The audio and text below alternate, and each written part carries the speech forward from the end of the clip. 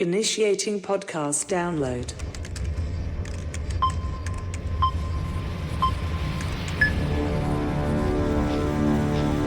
Prepare yourself.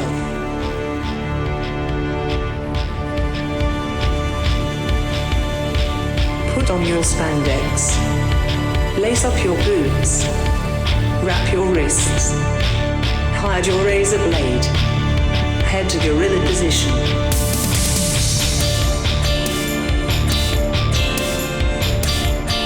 Grease up your hair. Apply baby oil. Okay, apply more baby oil. Get into gimmick. Keep your ears open and your mouth shut. Have fun and be safe out there, brother. Welcome to Iron on Wrestling. Now your host, Gregory Iron. Hello again, everyone. Welcome to another edition of Iron on Wrestling with Gregory Iron. I'm your host, Gregory Iron. This is episode 242. Good to see you. That's pretty easy. That was an easy rhyme there because it just makes sense because I say good to see you. Pardon the interruption. Okay. I say that.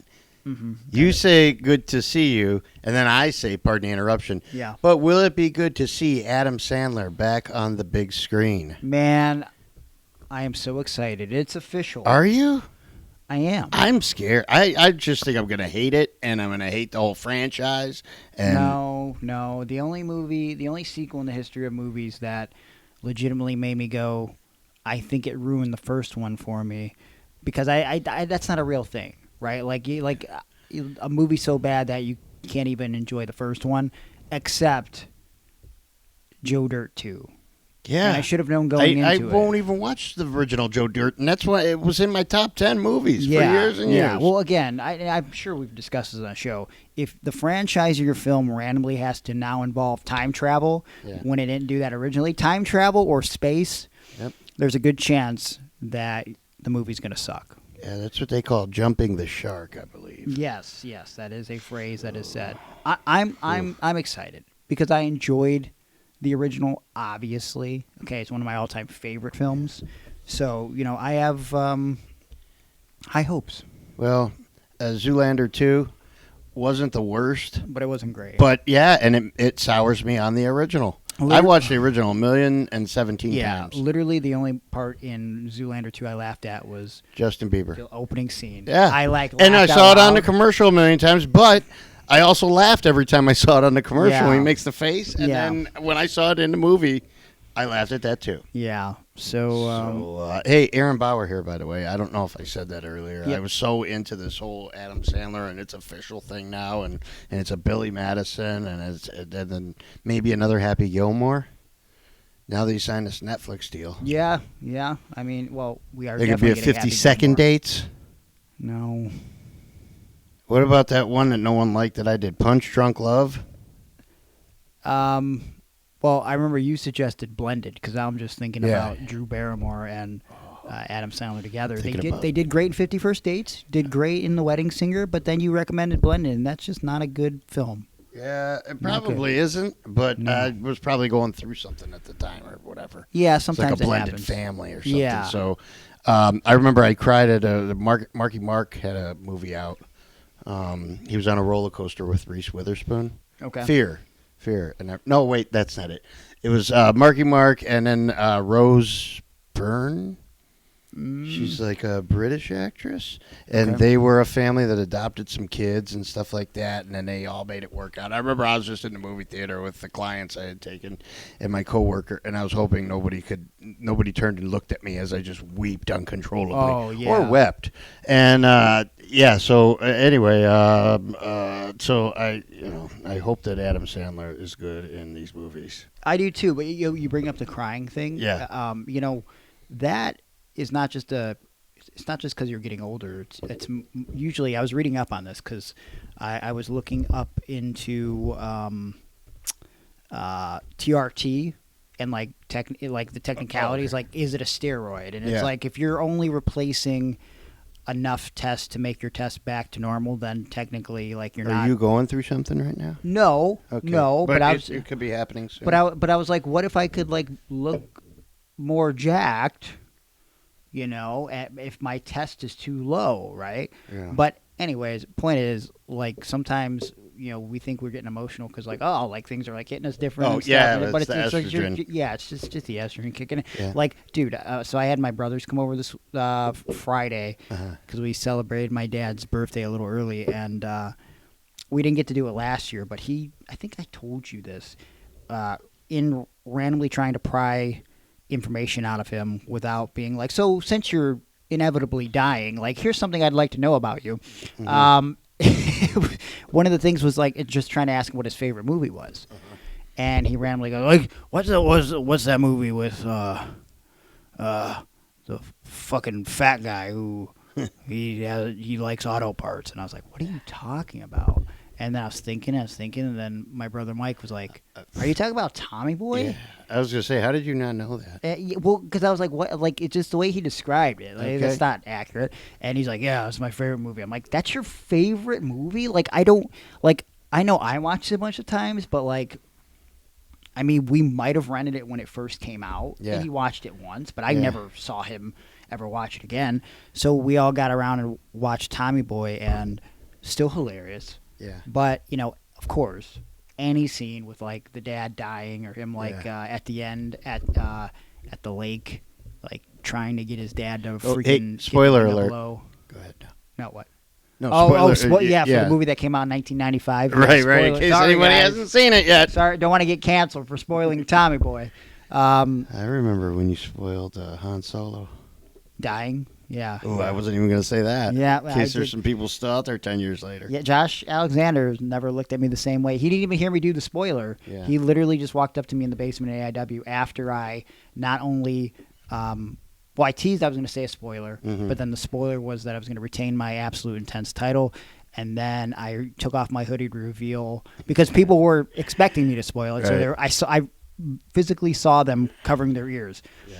And I figured that might happen, so I took off my hoodie to reveal the Han Solo Dies tank top that I was wearing. And then I said, by the way, Han Solo dies in Star Wars.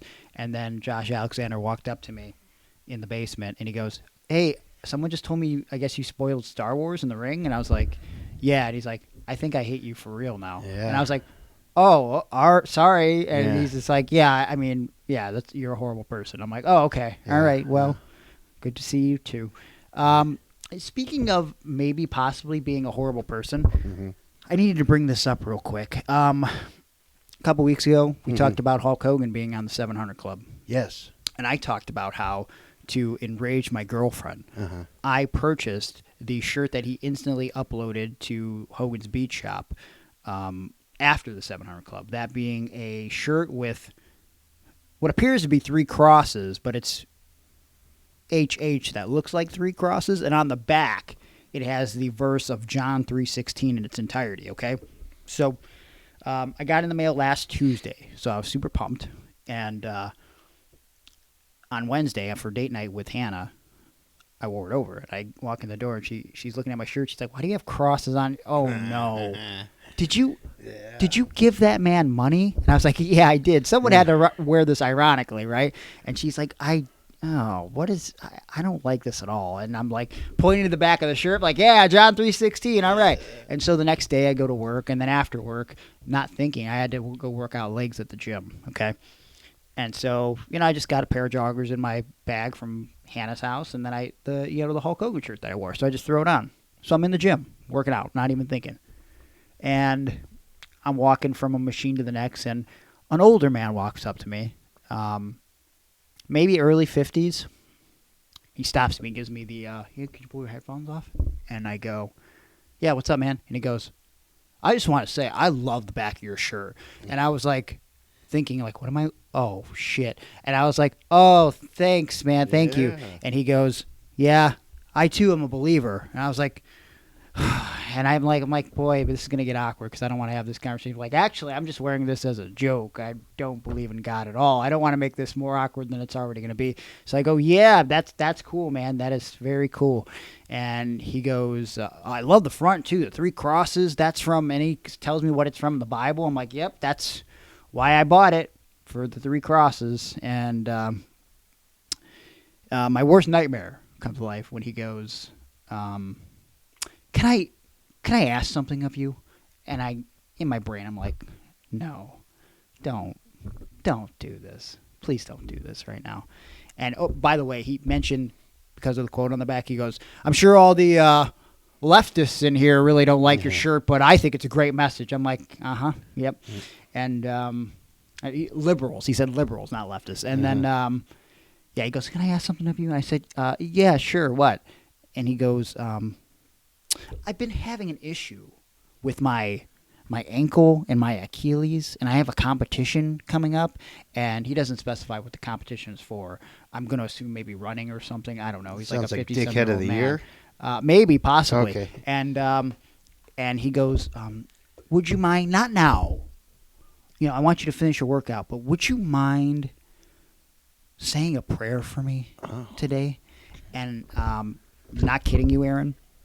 Literally blasting out of my headphones as this man's talking to me, because I didn't even get a chance to pause it because I didn't think this interaction would be this long, is drowning pool bodies. Okay. Oh, okay. And I just look at him and I nod and I go, I will definitely pray for you as soon as I leave this gym. Yeah. And in that moment, I realized, well, I can never wear this shirt in public again. Yeah. Because I don't want this to happen. And also, I wanted to get like a photo with him or a video, like him endorsing the shirt and posting it on social media. Yeah. But then I didn't want to make it seem like I'm making a mockery of religion. Or being a friend. Or being a friend. Yeah, that's the worst part, because the guy might be like, well, since we take pictures together, maybe we should, hang out tomorrow or something. Yeah, Do you want to come mow my lawn? Well, I was more concerned about someone trying to cancel me for not liking God. Look, if somebody's going to cancel you, they got plenty of other shit to cancel you for. And if you'd like to find out what that shit is, you can email me personally at Sexy Tan Feet. Well, we'll talk about that in a second. But, there's probably plenty of stuff in the archives to cancel me for. Patreon.com/IronWrestling, where you get a buttload of bonus content. Hundreds and hundreds of extended versions of the free podcast, but also bonus episodes. In fact, we're going to be doing a bonus episode today, depending on how much time we have. I was looking into something that Patreon member Sam89 sent to us. Something, not for Emily, but for something that we could cover. Sam, yes, good old Sam. Maybe about a month ago, they came out with I think Sportskeeda came up with the 50 greatest wrestling superstars of all time, and he wanted us to discuss it. And I thought that's a pretty easy thing to discuss to see if we agree, disagree, and we'll talk about that. We're going to talk about the King of the Ring that's coming up this Saturday and our predictions for how this will all go down in Saudi Arabia and whatever else we talk about in the bonus episode. But $3 gets you in the door. Not only do you start getting all the bonus audio, but you get a follow back on social media from Aaron and I, and you get hours of entertainment. That's what it's all about, and you're part of a great community. You can interact with us in direct messages on the Patreon, on our Discord, which we will give to you once you're on the Patreon. And $5 get you bonus video and your names in the videos. We post them on YouTube. $9 you can pick a bonus podcast subject and get involved in the Zoom chat, which, if you're listening for free, you missed it yesterday because we're doing it on whatever the date is, May 21st? What, tomorrow? Today's the 20th. Today's the 20th. And this is Monday. Yes. As we record this. But Wednesday would be the 22nd. If today's the 20th. Okay, mathematically, that's correct. Yes. Whatever the case is, if it's Wednesday, you missed the Zoom chat because we did it on Tuesday, which is why you should be on patreon.com/IronWrestling so you could talk to me for at least an hour about stuff that I'll never talk about on the podcast, and hopefully you won't secretly record. Wait a minute. Today's what? Monday. The 20th? Yes. Oh, shit. What? Micah's birthday. My son's birthday. You forgot about it? Oh, boy. No. You know what he asked me for? He wanted to go to the gym for his birthday. Oh, wow. And we went. Oh, I thought you And we went to brunch. I thought instead. No, you we went, worked out. I mean, how sweet is that? I mean, that is cool. Yeah, it was like today when you text me you were going to be running a little bit behind. Yeah. And then I said, that's all right. I got to, what'd I say? Go to the gym and tan. Yep. Yeah. When did you think you were going to be hearing that from me? I mean, listen, it's become a regular thing now. You're in the why best is shape of your that? life. Well, and you're doing some extracurricular activity. Oh, that too. Well, What I have did- to stay in shape for that, and I have to be tan for that. What did you work out? Lower body? Don't worry about my business. Okay. Yeah, just some dong curls. Okay. And I was going to do, it was leg day. Mhm. A lot of leg day lately.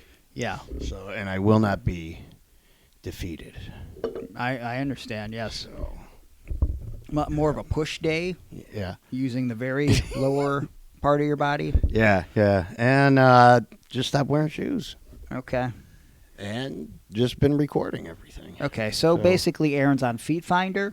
How did you know? You signed up?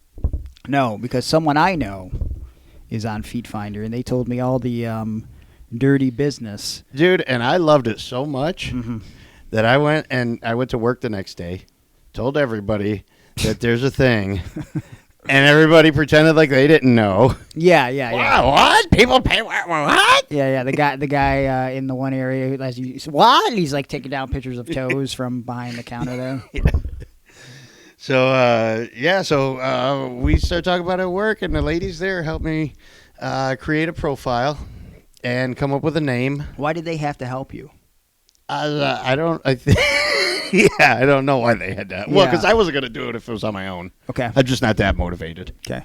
But And so your name is Paul Bunions. Is that right? no, but No? that's pretty good. I know it is. I don't know if that one was taken. But every time I tried to put fresh feet, it wouldn't do it. Fresh feet 1, fresh feet Okay. 10 toes, fresh Yeah. feet. It was nothing like that. So anyway, the ladies there came up with sexy tan feet.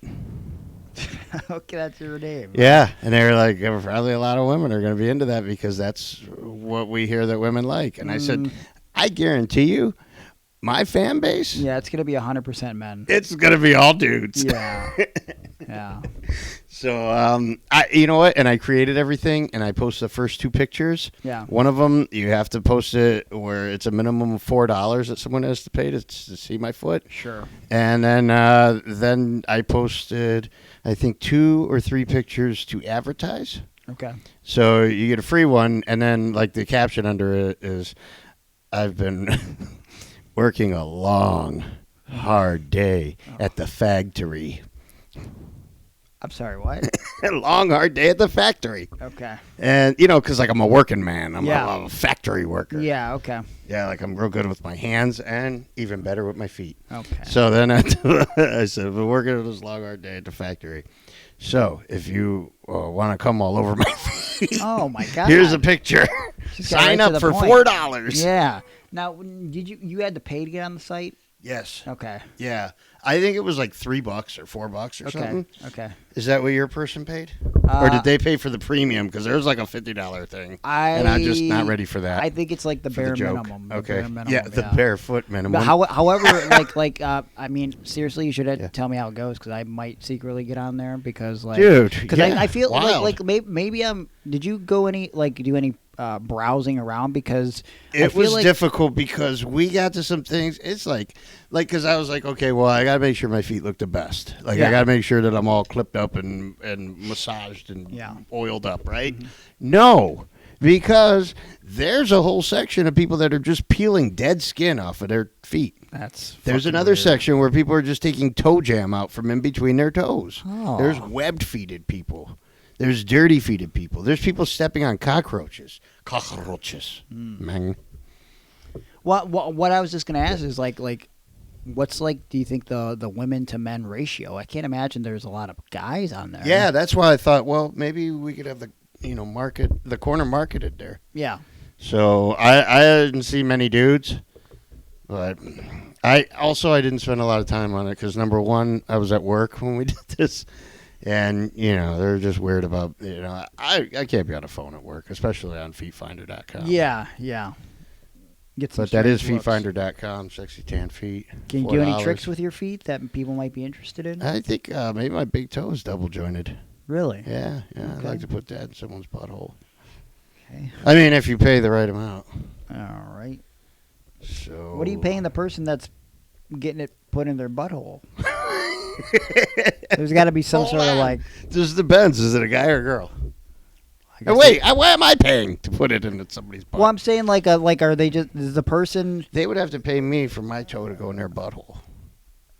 That's not okay. The person they're paying for like video. They're not paying to come over. Oh And be no! a part I of thought it. you meant in real life. No, I'm saying Yeah, in real because life. I want to film it in real life and then charge for that. But what I'm saying is, who are you going to find Yeah. that for $0 will be like, hey, I'm totally down with you putting your toe into my butthole.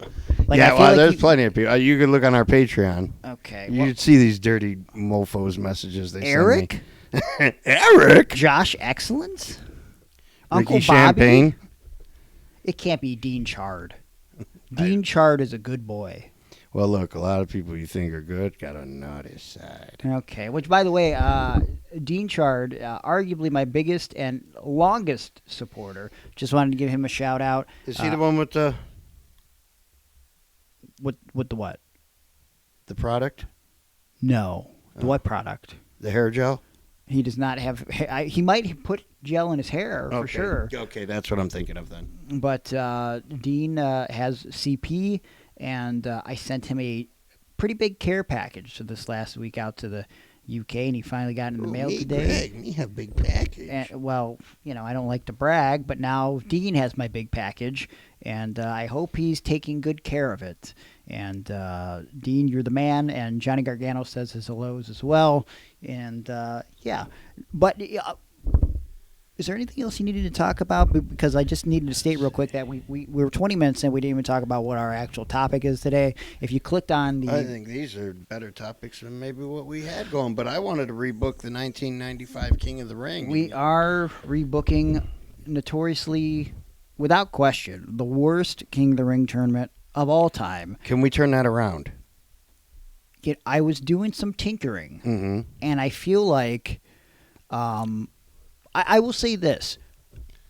I guess I didn't bother to try to rebook it. Like there was like a couple easy fixes I felt like back in the day, but in general, I remember thinking like, well, 95 is like the worst year for the WWF and the roster sucked. But as I was looking, I was like, what the? No, they could have made this tournament way better.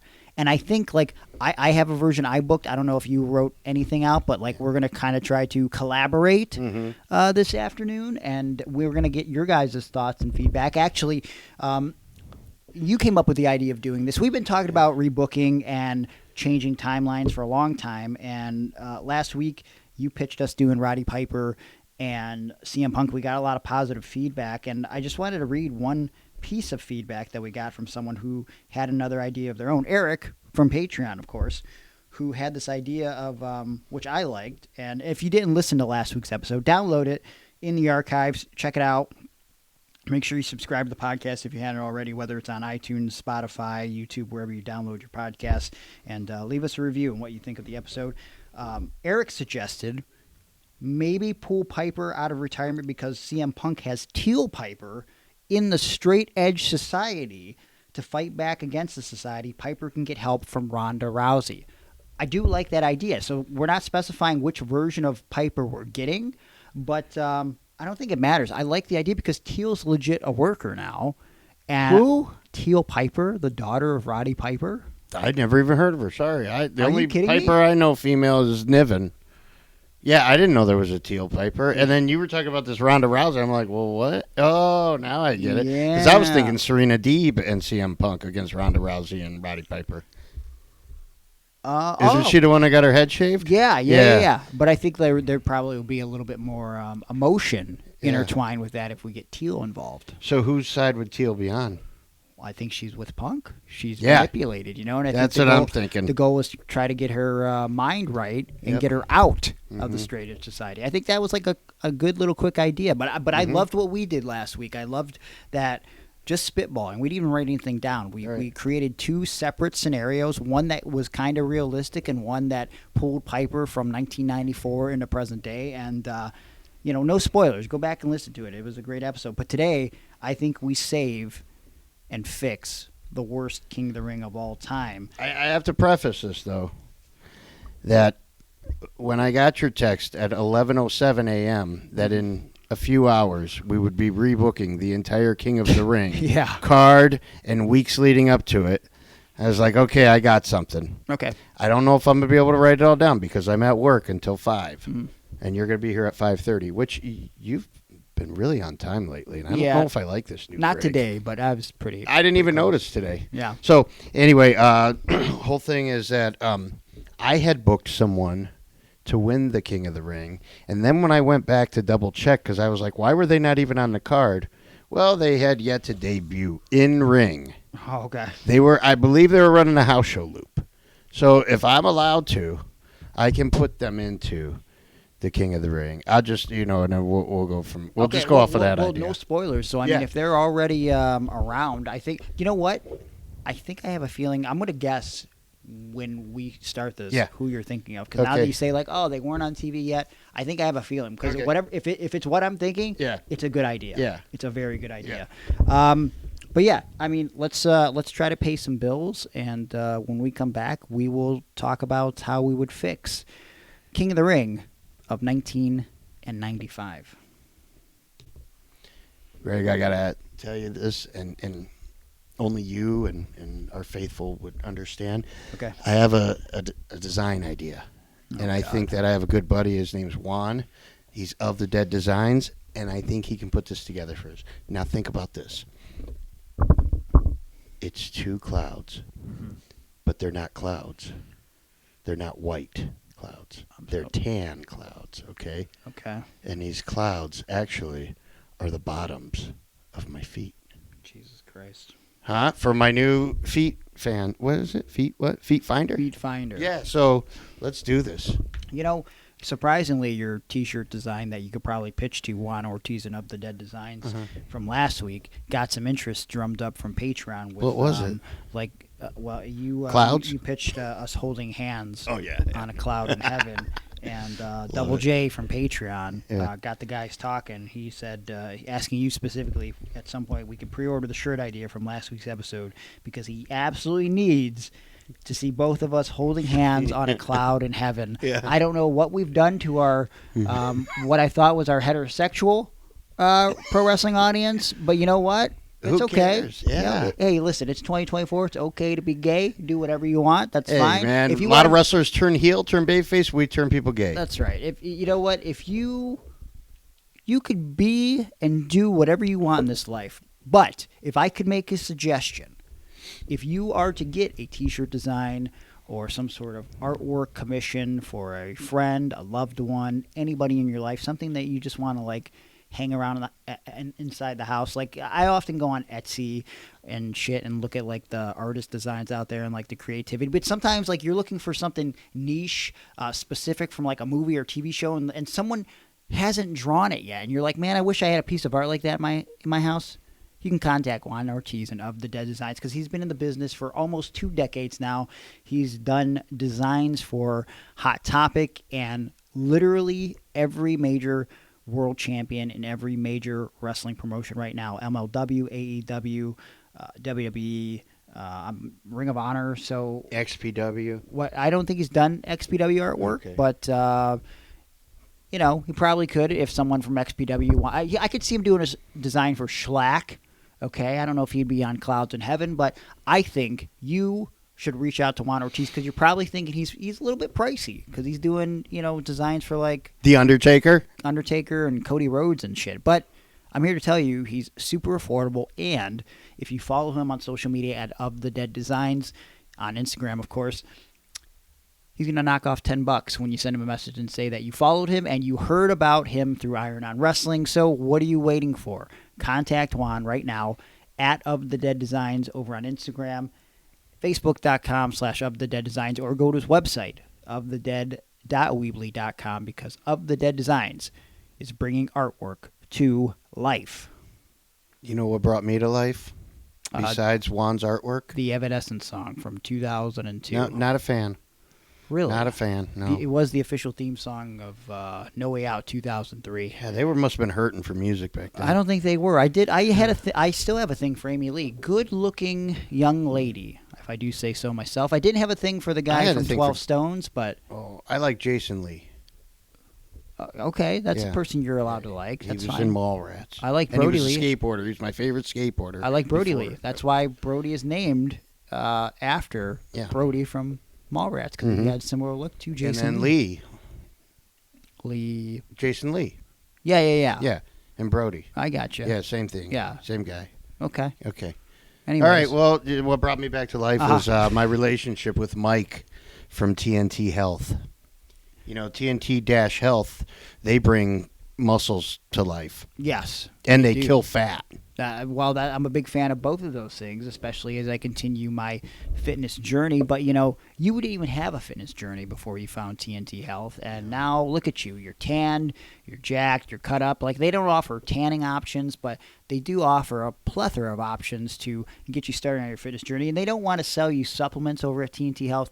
They want to sell you results. And you don't have to be perfect. Mike and the good folks at TNT Health are going to help you every step of the way if you reach out to their website and start interacting with Mike, because he's going to only want 70 to 80% of results, because nobody's perfect. Sometimes you want to have a cheat meal. Sometimes you're going to stray off of your fitness journey, okay? But that's okay, because, you know, you can't expect to be, 100% every waking second. You know, sometimes I forget to take my glutamine post-workout from TNT Health, and sometimes I forget to take my creatine right before I work out to help with my gains, and it makes me sad inside. But, much like you, I'm not perfect. The only person that was ever perfect was Kurt Hennig. He's not around anymore to be perfect. So who do we rely on to get us as close as we can to perfect? I'd have to say TNT-Health.com. And you know what? It's free to look. So go to the website, check it out, and if you use our promo code IRONON, IRONON, it's going to save you 10% on anything and everything that you purchase. So grab the couple things you need to get started. Grab a lot of things if you're already on your journey and you know exactly what you're looking for. You're gonna like what you see at TNT Health, both on the website and your results at the end of the day. Am I right, Aaron? You're right. The only perfect person, according to, remember Scott Hall used to say this, the only perfect person was Jesus. And he's been dead for years. Yeah. And one can argue that he was the first true psychopath, claimed he could walk on water, turn water into wine. Did. Okay, do we have any evidence of this? Well, it was before we were taking evidence. I gotcha. Am I isolating a portion of the audience? I don't want to do that. I'm sorry, I apologize. You can believe whatever you want to believe, but I believe, truly, that you should go to TNT-Health.com. Why? Because it's about your health today, not tomorrow. Nope, not time for that yet. It's time to rebook the 1995 King of the Ring. Now, that's when the guys were blowing the horn? That's yes. The ushers at the door for this event were Jeff and Matt Hardy. So that's why they're in my tournament. Yeah. In the finals. Wait, what?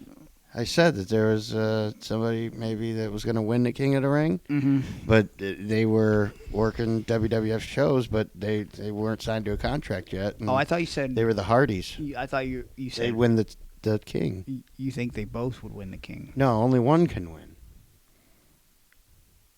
So they both win it though.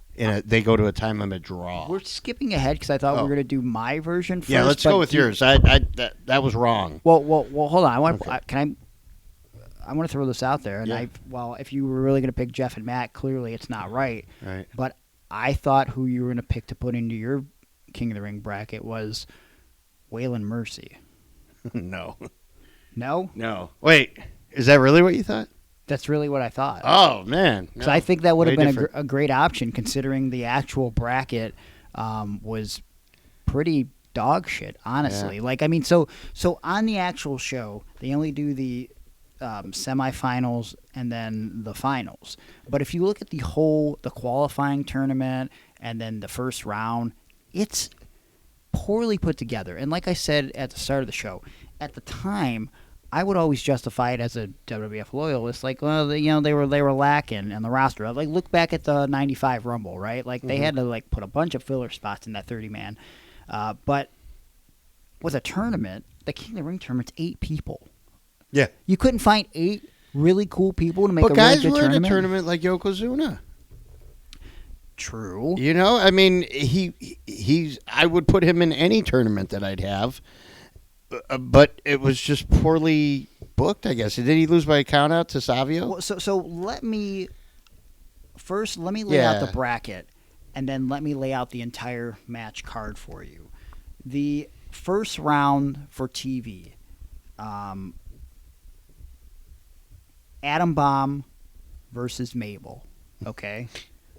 Jeff Jarrett versus The Undertaker, which I believe, if this wasn't the first time they worked, it was the second time in the WWF. Kama, the Supreme Fighting Machine, versus Duke the Dumpster Droese. Okay. King Kong Bundy versus Shawn Michaels, which I think this was King Kong Bundy's final match in the WWF. See, I thought he should have won. You thought King Kong Bundy should have won. Then he would have been King Kong Bundy. Bob Holly versus Mantar was a real match that they had in this King of the Ring. The Roadie versus Doink the Clown, another real match that they had in this tournament. Lex But Luger, again, think of the workers, though. Roadie Rhodey and Doink. I'm not disputing that. Yeah, but at that point, Doink is on his No. deathbed. Mhm. Okay. Lex Luger versus Yokozuna. Yep. So they put this in the first qualifier. Yeah, not even in a tournament match where it like came down to them. Yeah. Well, That was just a main event, wasn't it? First round for TV. So I think there was a bunch of qualifying matches, which I'll Okay. kind of get to. I don't have all the qualifying matches, but I have one that matters. Lex Luger versus Yokozuna, which is crazy to think that they did this on pay-per-view twice, and now they're just going to put it randomly on TV in the opening of the King of the Ring. Not going to Because build to they it or saw anything. the quality of it. Was it that bad? I don't remember it being great, but I don't remember it being terrible. I just remember the finish being bad. Razor Ramon. This is probably the most random of it because you don't get the other partner in the match in the tournament. Razor Ramon versus Jacob Blue. You literally couldn't find any singles guy to wrestle Razor Ramon in the goddamn first round to not make it obvious that Razor Ramon was going to win. Wow. I mean, are you fucking kidding me? Now, let me point something out about this before I go lay out the whole card. Owen Hart and Davey Boy Smith wrestled to a 15-minute time limit draw on Monday Night Raw on June 5th, 1995 in a King of the Ring qualifying match, which means neither man made it into the King of the Ring. Yokozuna would defeat Luger the next week, which is so. I guess technically these first round matches are qualifier. I don't really understand. What am I looking at here? Yokozuna would defeat Luger the next weekend Raw for the final slot in the King of the Ring tournament. So I think it's listed here in the tournament bracket that this TV match between Luger and Yokozuna was 8 minutes and 7 seconds, and there was a count out. So maybe they did a redo to see who would get into the actual tournament on pay-per-view. What Does about that make then sense? Owen? No, because Owen and British Bulldog just went to a draw, and neither of them got in. I don't know. It doesn't make any fucking Yeah. sense. But so whatever. Also, which we will get into, I'm sure if you've ever seen this, you remember, Razor ends up withdrawing from the tournament because in real life he hurts a rib during a house show in a ladder match against Jeff Jarrett. So in his place is new superstar and friend of Razor Ramon, Savio Vega, who on the free-for-all qualifies for the tournament by defeating Erwin R. Shyster, okay?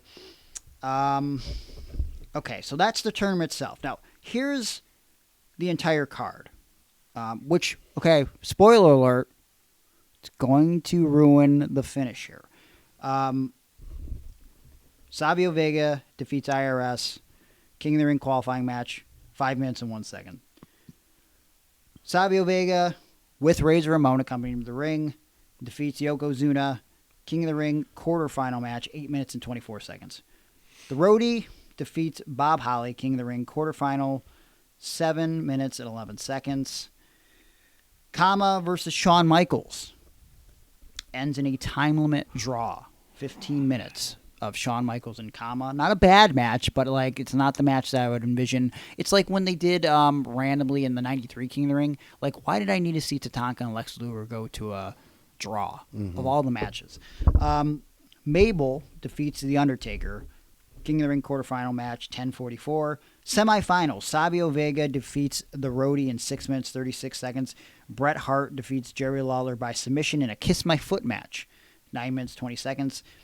Mabel defeats Savio Vega, King of the Ring final, 8 minutes, 32 seconds. This is where the crowd notoriously, because it's in Philly, is chanting ECW because they're fucking hating how bad this show is. And then the main event, one of the worst pay-per-view main events in WWF history, and you could say that about a couple matches that they had in 95 to close the show.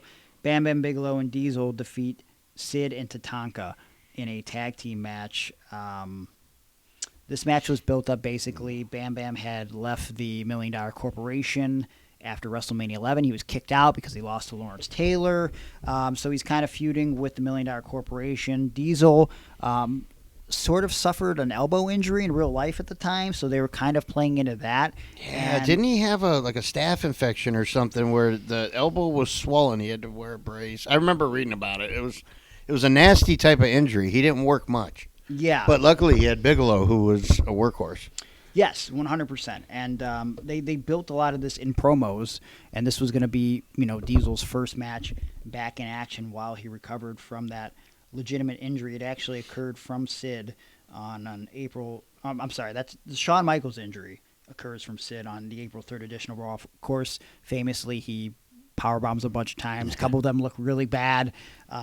Shawn Michaels is having some of his first matches back leading up to this King of the Ring match after. And his first babyface matches. They realized that Shawn is pretty over.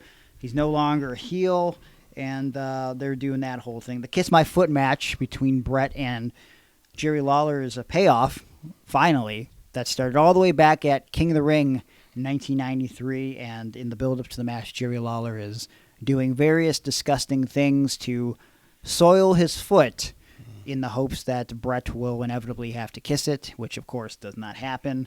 And Bret beats Jerry and puts his own foot, Jerry's foot, into his own mouth. You could put him on feetfinder.com. That would sell.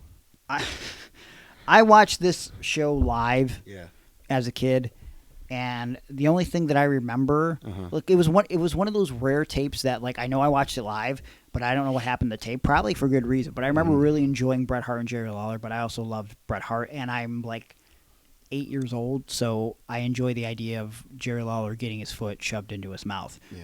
Did you watch this event live? Yes. Okay. We talked about it a couple weeks ago. Okay. Last week. Well, for someone that didn't listen, I had invited two sisters over. Yes. The good-looking, the Clark girls. Gotcha. And they come over to watch wrestling, and I was hoping maybe it could be a date. And after they saw Mabel become King of the Ring, they never spoke to me again. But I'm sure they listen to this podcast now, so ha-ha! Yeah, I'm sure they I'm the one that got away. Yeah, that's what they're thinking. Okay, so as stated, this is one of the worst pay-per-views in history. It probably wasn't even matched by any other WWF pay-per-views until ECW December to Dismember, which technically was under the WWE umbrella, so it counts. It is bad, and if you don't want to go back and watch it to figure out whether ours is better or not, you don't have to, okay? Because the card I'm about to lay out, and I don't know what Aaron's going to do, but the card I'm going to lay out is much better and saves this King of the Ring. Now, okay, first and foremost, a couple of things that I'm going to slightly alter outside of the tournament. I'm going to leave Bret Hart and Jerry Lawler unchanged, okay? We needed to pay off that feud. It was a fine worked match. I still think it's funny that Lawler got his own foot shoved in his mouth. I think it was fine. They did the business they needed to do. So that's going to remain Could the you same. imagine the YouTube videos, the clips, the hits? Yeah, if you put your own foot in your mouth. Yeah. Yeah. Yeah, well, there's If a you just market put for it. like wrestler puts foot in mouth or something, puts his own foot in his actual mouth. Here's the changes I would make. That tag match, not good. No. Not good. No. However, we know Sid is a charismatic individual. People love Sid. Diesel, Kevin Nash, very enjoyable, I felt, for the most part during his run. There were some bumps in the road, but I like Big D, okay? And I feel bet you do. Okay. And I feel like some of the things they were making him do once he became the WWF champion kind of took his coolness away. But in general, I like Diesel. Bam Bam was a hell of a worker, as you said, and I feel like so was Tatanka, okay? Yeah. Technically, this tag match would have been Tatanka's first main event. I'm not putting... I am putting Tatanka on last still. Okay. Here's what I'm doing instead. We can have Diesel and Bam Bam form an alliance eventually. And we can eventually do that tag match with Diesel and Bam Bam versus Tatanka and Sid, but I'd rather do it on a Raw after the King of the Ring. Because here's what I'd rather do. Sid just wrestled for the WWF Championship the month prior at In Your House 1. Yeah. Okay. Unsuccessful. Bam Bam is on a collision course with members of the $1 Million Corporation. I think at some point he too wants to be a contender for the WWF Championship. So I think Bam Bam's building himself back up, and I think he's going to take on Sid in a one-on-one match. Whoa. Now, I don't know if I ever saw Bam Bam and Sid, but just the idea of that, the visual of it is cool. You could have sold me a ticket off of that, yeah. And also, this tag match on the show was 17 minutes. Mm-hmm. I don't think we need that for Bam Bam and Sid. I think we could do that in about 8 to 10, if that. And I think we could do good business with Bam Bam getting up on Sid to sort of maybe possibly put him in title contention in the near future. Maybe perhaps the next month. And I don't want to start booking stuff out completely in the future because we could do future episodes about this. But I think maybe we could do something to do Bam Bam and Diesel the following month at In Your House instead of what they actually did, which was a lumberjack match between Sid and Diesel, which was not great. My main event, obviously since I'm not doing a tag match, is changing. I'm doing Tatanka versus Diesel for the WWF Championship. My mindset, Sid didn't get the job done for the $1 Million Corporation the month before and In Your House, so now Ted DiBiase's sending out another guy. It's no different than Bobby Heenan in the 80s. He's got his group of guys going after Hogan or whatever the hell, so maybe DiBiase is hell-bent on finally capturing the WWF Championship that he never did in his heyday, could never buy it. So now he's no longer a competitor, so he wants to get the $1 Million Corporation to do it. He doesn't have Bam Bam anymore. Bam Bam's a baby. Sid couldn't do it, so Tatanka. Why do I say Tatanka? You probably think I'm paper Tatanka and Diesel. Who wants to watch that? Well, who wanted to watch the tag match, first of all? But here's my thought. Tatanka, very underrated worker, and I've done a lot of shows with Tatanka, and he's one of the few veterans that when it comes time to perform, it doesn't matter if it's 100 people or Don't say that. 3,000 people. I'm going to say that because some guys have the mindset that they don't want to work as hard when the crowd is smaller. But Tatanka, no matter what, he busts his ass. I've seen him do no less than 20 minutes any time that I've seen him on a card. I think he could have got a hell of a match out of Diesel. So that's going to be my championship match. And, of course, Diesel's going over. Diesel's retaining the WWF Championship. And I think it might get a little chaotic because I think both men are going to be smart enough to do something to get this rabid crowd into the show in a singles match. But I'm going to make sure that I appease this rabid crowd earlier in the night, which I'm going to get to. The tournament. I listed off earlier how it actually went down. I took some people out, and I put some people in their place, and I switched some of the early brackets to make things work. I kept Adam Bomb and Mabel the same. It's a 2-minute match that happens. Now, again, this is not on the actual pay-per-view. Of course, Mabel's still going over. Jeff Jarrett and Taker, going to remain the same. Taker going over. Kama and Duke still doing that. Again, these are all TV matches. We don't have to worry about this on the pay-per-view. Kama still goes over. Here's where I make a slight alteration in the brackets. I'm doing the Roadie versus Shawn Michaels. Okay? Shawn Michaels is going over on the Roadie. Nice little TV match, nice little rub for the Roadie going up against the HBK. Bob Holly still in the tournament. However, he's going up against Owen. Okay, so Owen and Davey, they didn't wrestle each other in a qualifier. They qualified with someone else. So Owen and Bob Holly are going at it. Again, I think they can have a nice little TV match. Owen goes over, and he's going to be on the pay-per-view. King Kong Bundy was originally wrestling HBK. I've switched him, and I've put him in a first-round match on TV against the British Bulldog, who qualified.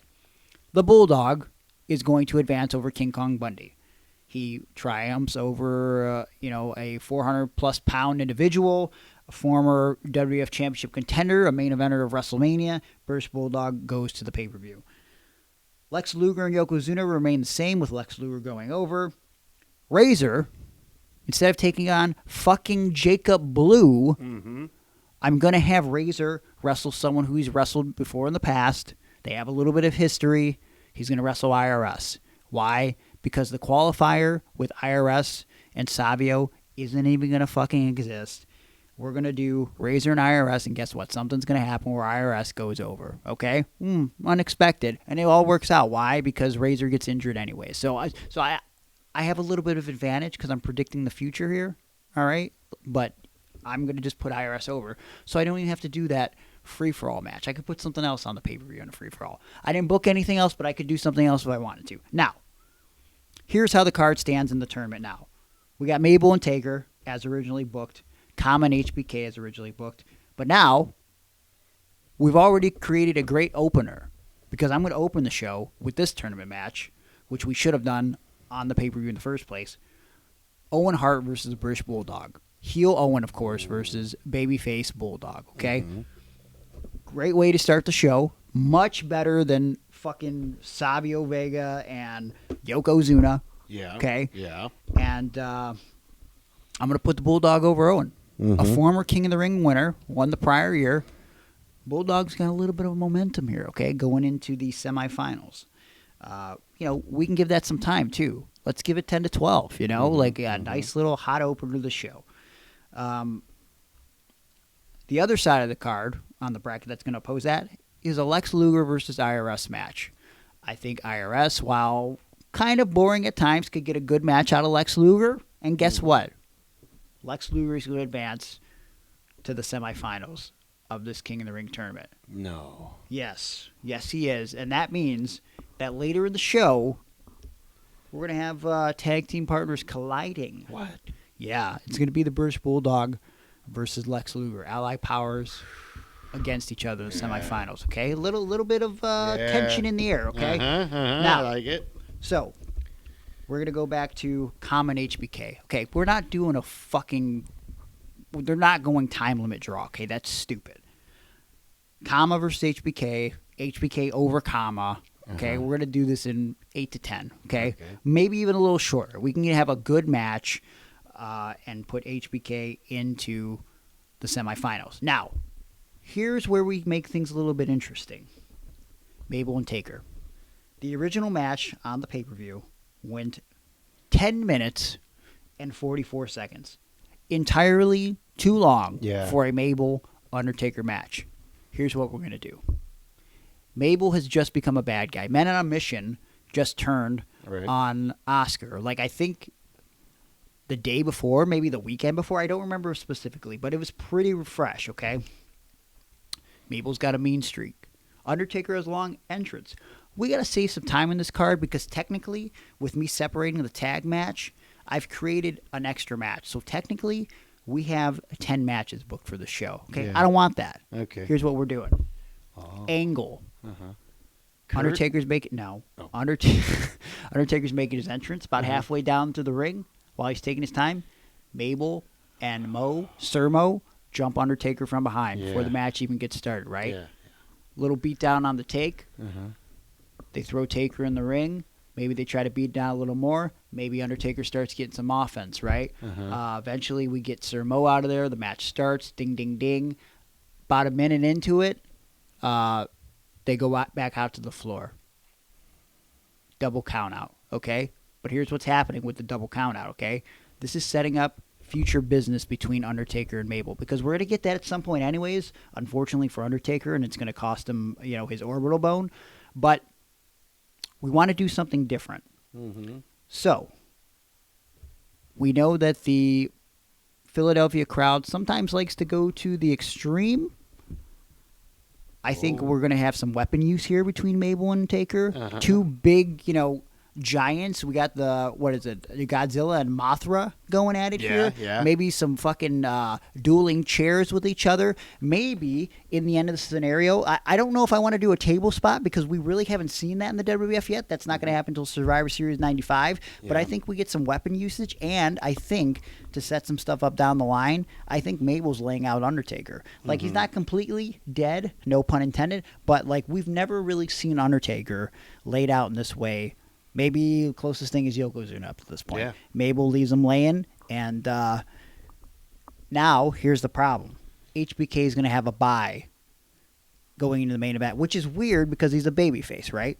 So maybe somewhere on the card we have a backstage promo with HBK where they're talking to him. He's going to get a bye into the finals of the King of the Ring, and he's like, he's calm, cool, and collected. He's like, I'm always down for a fight. I hate that I don't have a semifinal match, but I'm going to take this one on the chin, and just like my opponent's going to take one on the chin in the finals, and I'm going to become the king of the ring. But he's going to have to go to the ring later tonight to accept his bye into the finals, okay? We do Bulldog and Luger, okay, in the semifinals. I think in the match prior with Owen, perhaps maybe Bulldog, he struggled in the sharpshooter a little bit, so he's got a little bit of a leg issue, okay? And I'm not booking the entire match, but it's interesting because we have, again, the Allied Powers, tag team partners battling each other. I think at one point going to the finish, perhaps maybe Bulldog shoots Luger off. Maybe he goes for a leapfrog, lands on that knee, and it hurts. As Luger's going under, he doesn't see this being the babyface that he is, but out of instinct, he comes back around, hits him with that Lex Luger forearm, boom. And then as he hits him with the forearm, which we didn't really see in the WWF, I think he follows that right up with a torture rack, okay? We're trying to do different finishes because we're in a tournament here, so we want to make everything different. Torture rack, Bulldog has no option other than to submit to the torture rack because his leg's in a lot of pain. Afterwards, Luger kind of realized that his friend might be hurt a little bit. He helps his friend to the back, but I think we have a nice, strong match between Bulldog and Lex Luger, okay? And we have the opportunity to maybe do something down the line, like could maybe Lex Luger be turning heel? I don't know. I mean, he's going to go to WCW, but we could maybe potentially tease, like, did he know that Bulldog hurt his leg? Go ahead. Yeah, you could always count on Luger to be on the verge of maybe turning heel. Yeah. Now, I would have bought it. Here's where I do something a little different. HBK comes to the ring to accept his bye, okay? Right before, of course, setting up the...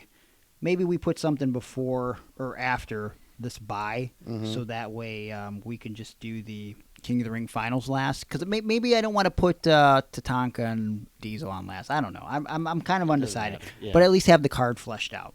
HBK comes to the ring to and the winner via bye. Before that could happen, all of a sudden, Jeff Jarrett's music plays. Hasn't even been featured on this card. He lost in the first round of the King of the Ring, technically. Jeff Jarrett talking trash to HBK, talking about how, what a chump that he is to accept a bye into the finals of the King of the Ring, and how he was screwed by The Undertaker, and how he was having an off day. He was kind of singing out of tune, and he couldn't get the job done the way he wanted to. But if Shawn Michaels was the man that he claims that he is, if he really wants a fight, then he would put his King of the Ring opportunity on the line in a match against Jeff Jarrett. Of course, Shawn Michaels can't back down from this, so he accepts the challenge of Jeff Jarrett. And they have a nice little match, a nice little precursor to the match that we'll see the next month at the July in Your House. Earlier in the night, we switched to brackets. Shawn Michaels had beat Rhodey on TV leading up to the show. Difference maker in this one, the Rhodey at ringside. Yeah. Ends up helping cost Shawn Michaels his King of the Ring opportunity. Yep. They sucker him in, and Jeff Jarrett, shockingly, goes to the finals of the King of the Ring. So, in the finals of the King of the Ring, we have Jeff Jarrett versus Lex Luger. The question is, listen, Luger's been a big fail in the WWF. Okay? Can he get the job done and become the King of the Ring? Oh, no. What do you think? No. No? No. Yes? No, I don't Maybe? think he can. Well, here's the thing. Bulldog's hurt. He can't be in Luger's corner. Yeah. The trainers are checking on him. It's bad. He's not going to be at ringside. It's Luger on his own. He's fine with that. Medically cleared? He's not medically cleared. Has he been taken to a local medical facility? They're about to. Yeah, okay. It's pretty bad. They're and concerned. then he looks up at Luger and he says, "Win this one for the Bulldog, mate." He does. Okay. He does. I'm trying to remember the line roughly, but I also kind of wish actually he looks up at him and goes, "I wish I was going to the finals because I'm the British Bulldog and I am bizarre." Oh, yeah, that's it. Like Royal Rumble 97 for no reason. Why did he say that? Anyways. Drugs. Yeah, that probably is a good reason, actually. I think I'd give the finals 10 to 12. Yeah. Not incredibly long, but I think Jeff Jarrett, again, great worker, can get some stuff out of Lex Luger. I think Luger comes real close. Real close. But the numbers game, it's too much.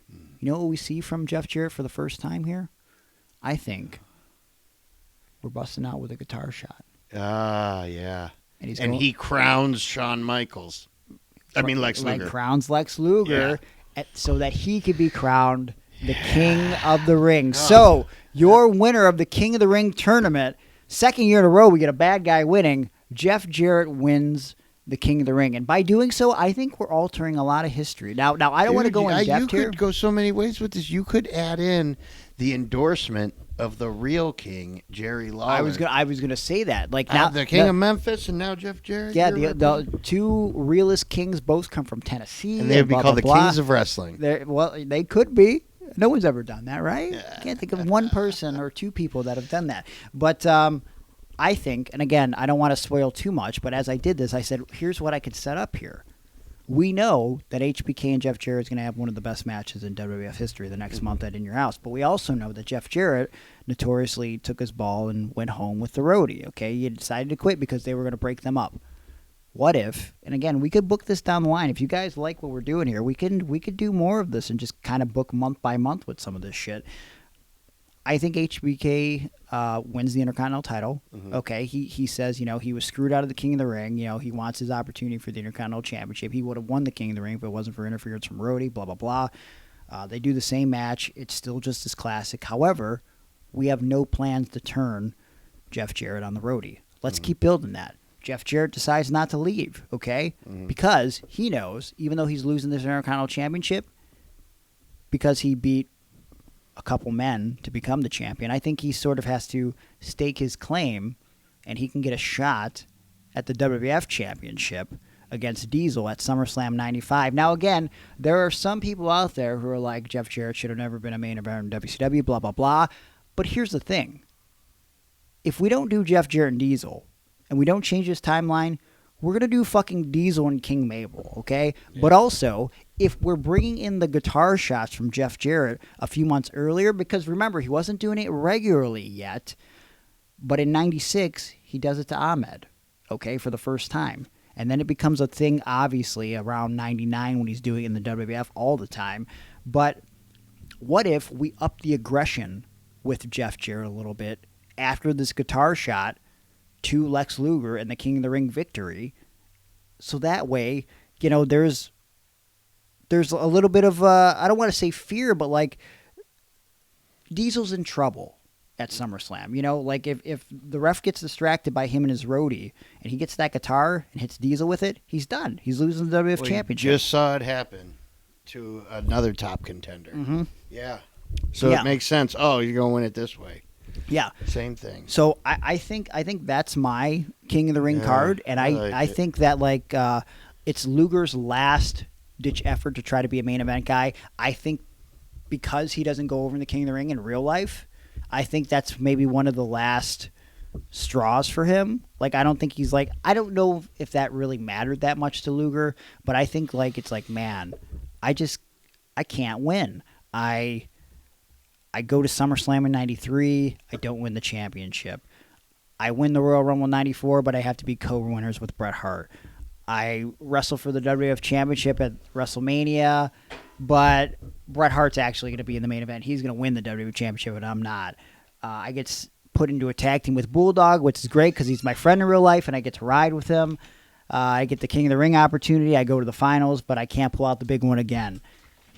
Eric Bischoff's going to offer me a low ball deal, but you know what? I get to be with my friend Sting in WCW, and I don't think he was thinking that he was going to change wrestling history with his debut on Nitro, but I don't think that changed. I think he's going to WCW, but I think that we could start a program with the Bulldog and Luger leading up to that exit in August. And perhaps maybe we could still turn Bulldog heel, but perhaps maybe right before he leaves, we're not going to get a payoff, but maybe we could turn Luger.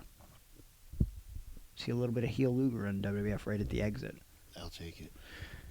I'll buy this pay-per-view. You think so? Yeah, I will. Okay, I think it's pretty good. Now, what is your thought process on your King of the Ring tournament? I know you don't have anything completely fleshed out like I did here. Right. I put a lot of thought into this. Yes.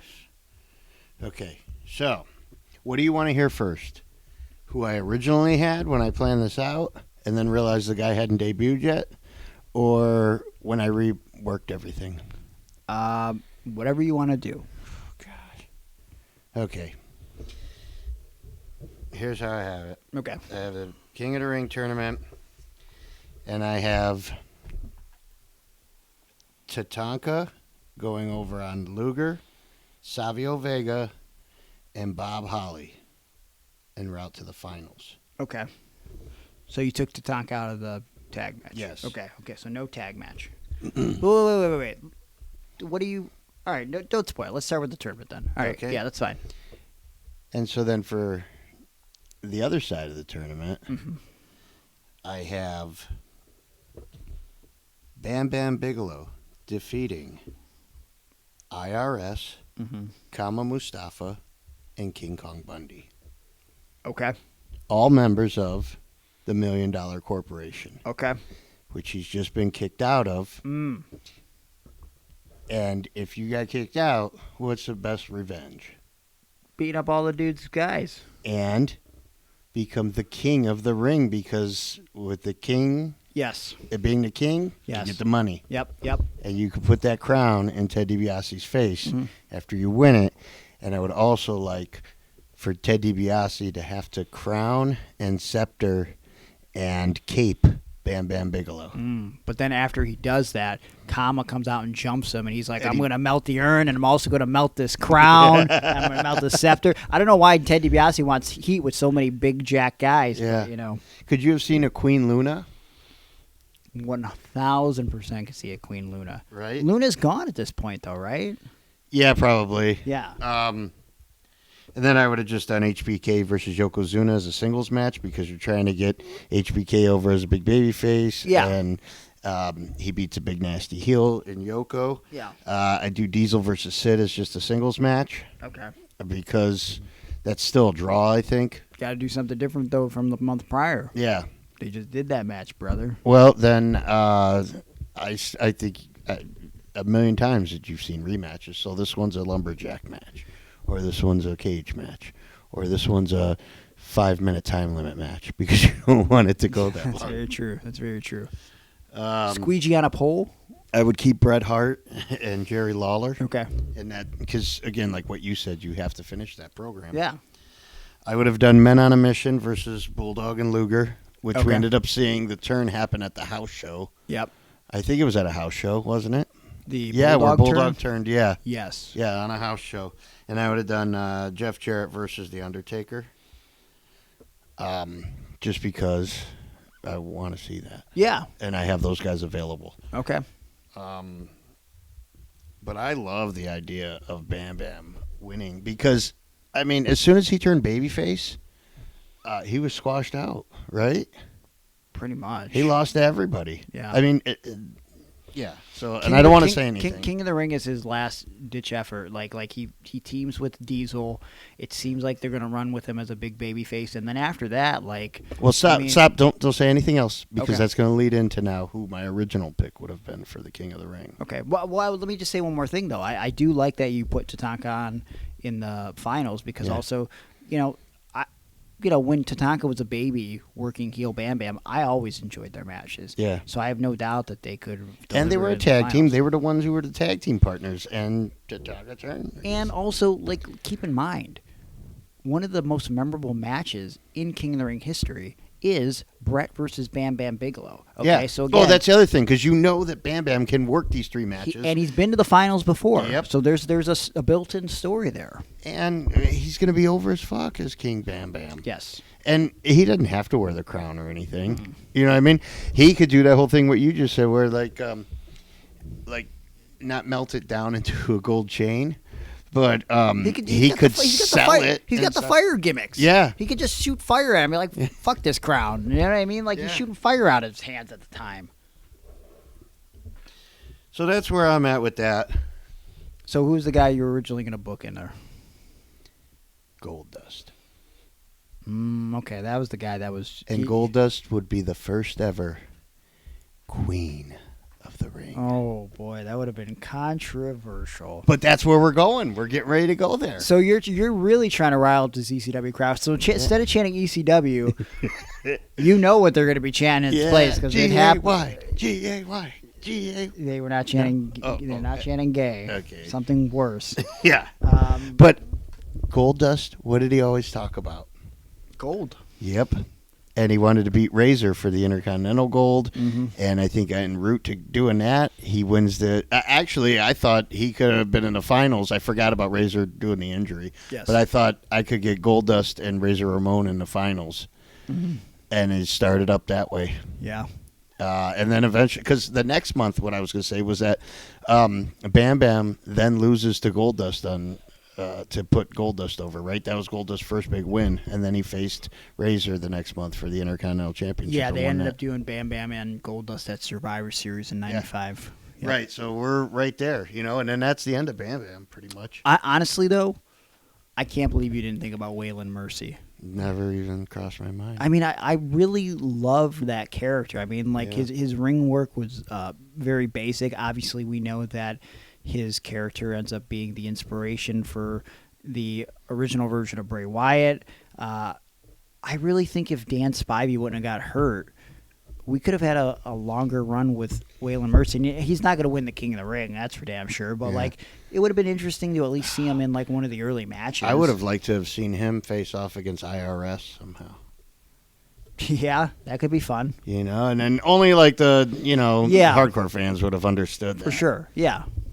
But, yeah, and then maybe bring in the Widowmaker. But I'm also... Or the Stalker. I'm also shocked though, like you didn't my thought process of like making something to appeal to Philly. Like I think Vince had the wrong idea with like, oh Philly, like let's do a Rocky story with a guy that no one knows, Savio Vega. Yeah. And it's like it just didn't work. But like, and it was kind of forced because they were just like, well, Razor Ramon's Cuban. So we'll have this guy from Puerto Rico come out. Yeah. They're basically the same. mm-hmm. That's how it felt to me, and that's why Savio right off the bat was not over. But I'm surprised you didn't book anything with any weaponry though.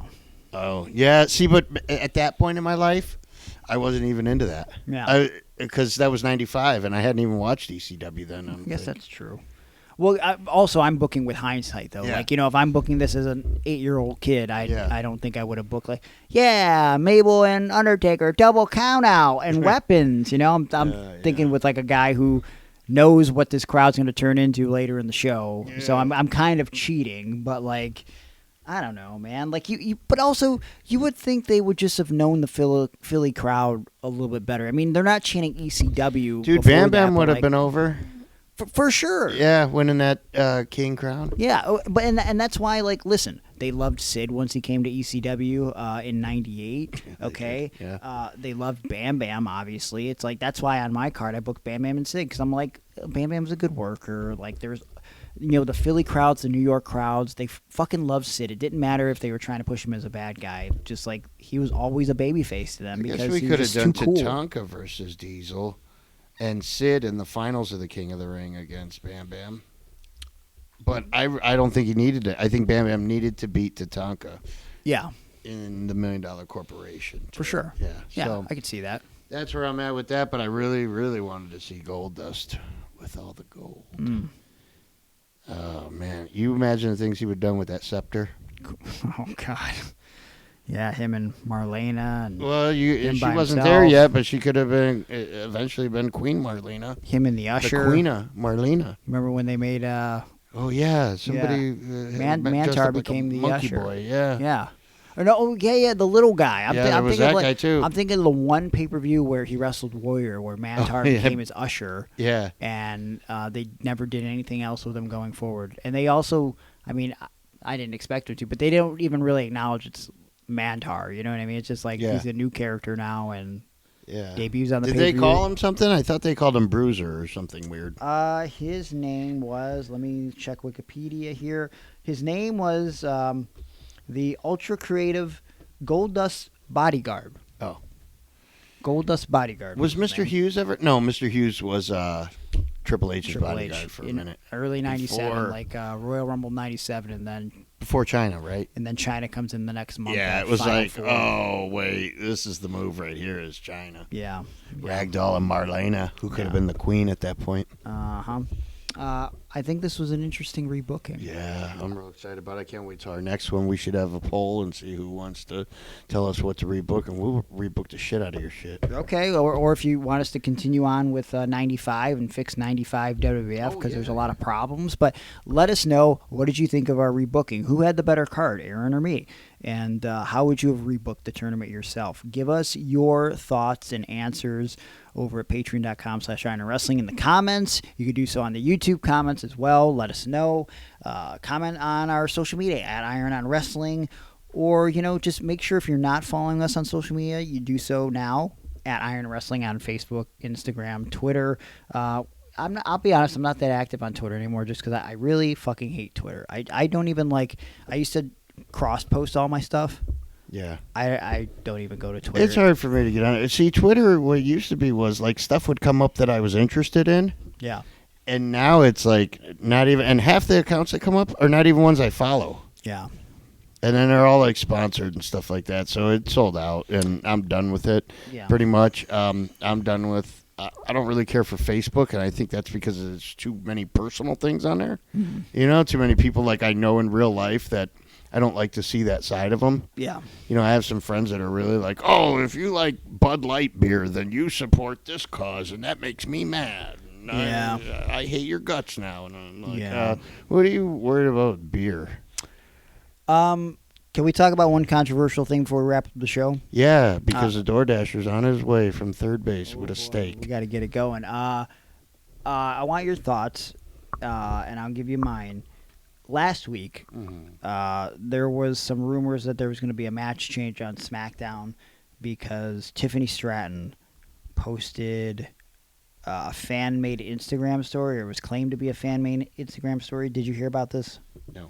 I saw the headlines of it, but I knew we were going to talk about it today, so I wanted a live reaction. So Tiffany Stratton reposted this video of her slapping Jade Cargill, and there was audio in the background of it from some show or movie or something, and the audio is saying "black bitch" as she's slapping her in the face. Okay, and as soon as it was posted, Wait, what's the audio? Was it piped in, or is somebody in the background saying that? it was audio from something else. Okay, like so a it was movie altered. or It was a show. doctored footage. Yeah, it wasn't doctored, but the assumption being Tiffany is slapping Jade and calling her a black bitch. Okay, right.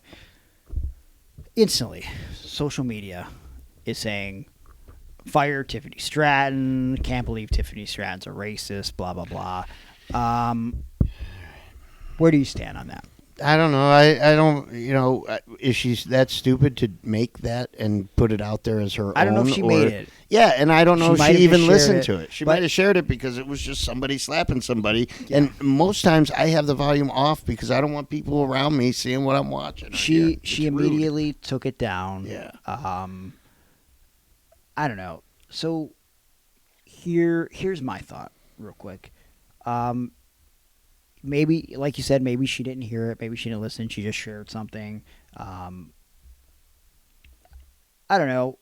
If you're going to call someone, if you're going to add white or black or Puerto Rican to any insult, it feels like an unnecessary descriptor to me. Yeah. Like you don't need to add black in front of bitch. You can just call someone a bitch. But, whoever made this, probably racist, and just put it out there and hoped that this is what would happen. Yeah. And it did. Well, and here's the thing, too. It's like, listen, is it racist? Yeah, it's racist. Do I think it was maliciously racist? No. Does that make it right? No. Should someone lose their job over it? I don't think so. And that's where I'm going to stand on it. Obviously, it doesn't appear she's going to lose her job over it. Here's also something to keep in mind. And some will argue this doesn't justify it. If she did hear it and repost it and think it was funny or something, guess what? Maybe she doesn't look like it. She's still a 24-year-old girl. Mm-hmm. Okay? And I don't know if you've ever been a 20-year-old, people out there in social media land or people listening to the podcast. We've all done dumb shit in our 20s, okay, that we thought were funny. I did dumb shit in my 30s that I thought was funny. That wasn't in retrospect, or it was until it wasn't socially acceptable yes, to be funny anymore. Because things fucking Not changed. that this was ever okay to do, but sure. just everything is different. Yeah. So I can't judge anybody based off of anything anymore. Yeah. Unless you come to me and say, you know what, I really hate this group of people. Yeah, and like God, man, like we can all try to be better humans, right? And again, I'm a type of person that I don't get offended by much. I can separate. I can accept a joke as a joke, but I could also tell when someone is being legit and maliciously trying to hurt someone with their words and their thoughts and their feelings. Okay, there is a difference. And I don't know, man. Like it's the world's wild, and it sucks that there's been so many times we recorded this show, and I think we've talked about it, where it's just like we have to pause and be like, "Did I fucking say that? Jesus Christ!" Like I don't know if someone's gonna take it out of context, But yeah, I don't think Tiffany should lose her job for that. And again, people have said on this show before that they quit subscribing because they thought I supported when Rick Steiner called somebody something, and I barely even remember this. And I think I probably said Rick Steiner's an old man. Yeah, so we'll address that real quick. So like I figured out during the break that if I go on Patreon on my phone, or not on my phone, on my laptop, I can't see it on my phone. When someone unsubscribes to Patreon, I can see they might leave a comment why they unsubscribed. There was, I think, 3 people that unsubscribed claiming that they can't support the podcast because Aaron supported Aaron or saying transphobic stuff in support of Rick Steiner or supported Rick Steiner being transphobic, which I don't think that was a thing that occurred. I think I supported him being an old man. He's probably out of touch. And yeah. Again, that doesn't make it right. No, you know what I'm saying? Because I think yeah. we've had the discussion where, like, if my 36-year-old brother tomorrow says the same stupid shit because he's always said things like that, like my dad would say, who's in his 60s, we would look at my dad and be like, well, he's a fucking old man. He's not going to change his ways. But, like, no one would look at a 36-year-old and go, like, well, he's fucking 36 and that's the way he thinks. It's like time, to me, doesn't make a difference. If we start to get better as a society and things change, like I think you need to learn to change and adapt with it. Either like you don't have to like it, but you don't have to be a fucking piece of shit to people that don't believe the same way that you believe or don't fucking look the way you look. You're just you're a bad person if you look at people like that. And just try to be understanding about all people. You know what? I had a interaction this weekend at Old Wrestling, which I had an enjoyable time. And once this old wrestling footage is out there, hopefully on IWTV sometime in the near future, definitely watch the show that we had from the Beachland Ballroom. I had a blast. Well, I mean, I had a blast watching. I didn't compete. Buster Buckaroo, who's not me at all, competed on the show. But at my gimmick table, I had an individual walk up to me. AIW trainee came to me seeking advice, asking me, like what should I do to be successful? And I gave this person a big spiel, and they mentioned that they were, they're very, very tall, okay? And I said, yeah, you're a big man. And then this person said, well, I'm a girl. And I said, in my brain, I'm like, fuck, god damn it, this is going to become a thing. And I was like, I'm so sorry. And they said, it's cool, but I know how I look, And I was just like, all good. I apologize, and we continued our conversation. We moved on. That could have went south because this. I don't get it. What do you mean? You called someone the wrong gender, or there's somebody that was that gender originally? I believe. We didn't get into the specifics, but I believe that. Well, then I don't want to comment on any of it. I'll just sit back. You could tell your story. Well, I'm just saying that, I accidentally misgendered someone, and this person did not throw a fit about it. They understood it was a mistake, and we moved on. You know what I mean? Like shit like that is going to happen, right? Yeah. And I don't know this person's situation specifically. I imagine they are transitioning at the moment. You know what I mean? And it is what it is, and you could be whatever you want to be, but at the end of the day, it's like, I appreciate those that are understanding of those that are trying to be understanding and accepting and make mistakes. And so I appreciated my interaction with this person this weekend. And, let's just try to be accepting about others. And, let's understand when something is a joke and when something's malicious. You know what I mean? And if we do something that we don't understand is fucking bigoted or racist, take time to understand that, that might bother someone. I don't fucking know, man. It's just let's try to be better. That's my rambling. I wanted to wrap up this show 10 minutes ago, but we got to talking. I think it was a great episode. Good for me. Good for me, too. All right. I guess if you want to come back next week, we're probably going to do some more fantasy booking because we're having fun doing this, so we'll come up with something. And if you want us to fantasy book your lovemaking session with a significant other, I'll book that too. Okay. Anyways, Greg walks into the room. Stop it. Aaron is laying there. Follow me on social media. I'm Gregory Iron on X. Gregory_Iron on Instagram. Facebook.com/TheHandicappedHero. You can buy my shirts, Aaron shirts, Iron on Wrestling shirts on ProWrestlingTees.com/Gregory Iron.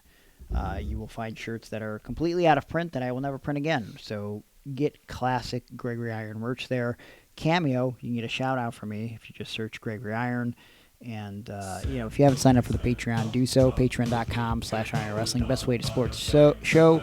If you'd like to book me for pro wrestling, motivational speaking, or pro wrestling seminars, you can DM me on any of my social media platforms, and I will get back to you immediately. Aaron, besides Feet Finder, what would you like to plug? That's all I got right now, man. I'm Sexy Tan Feet, and that's 2 X's because just 1 X was taken. So unbelievable. Yeah, but I got 2 feet, so we got 2 X's and Sexy. You couldn't do Sexy Tan Feet 69? It's not something that I think is funny. Oh, anyway. Okay. All right, you fucking bitch. All right, let's kiss it goodnight. All right, see you next week, and here's a kiss goodbye. My name is Kid Rock.